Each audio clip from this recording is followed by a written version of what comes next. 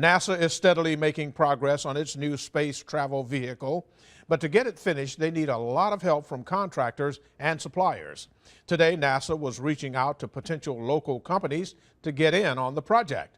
News 5's Alan Carter joins us live here in our studio with more. Alan? Mel, when you think of industry in Alabama, automobiles might come to mind, or shipbuilding, or now aircraft. But what about spaceships? NASA's next big thing is being managed in Huntsville, where they spend about $2.5 billion a year in Alabama. Now, some of that money may be headed down here. When you've put a man on the moon, you've set the bar kind of high. But putting it lightly, in the past 40 years, the fanfare around NASA has died down.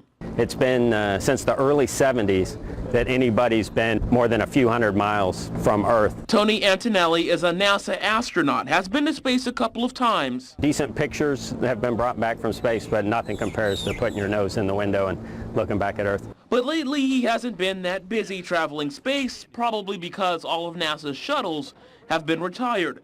But he is excited because the next big thing is on the horizon. So what we're building is the Space Launch System. It's the next generation exploration rocket that will take humans beyond low Earth orbit out into the deep solar system, into deep space. NASA talked up their new ship program at the Battleship.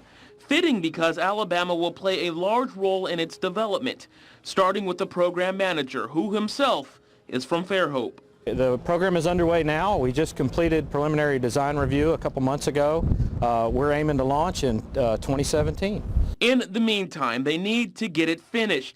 NASA's in the midst of an effort to find potential suppliers for the program, potentially from companies down here. Airbus has chosen to do some work here in town. You see the off-stall manufacturing going on for DoD, and so aerospace and DoD have a lot of similarities.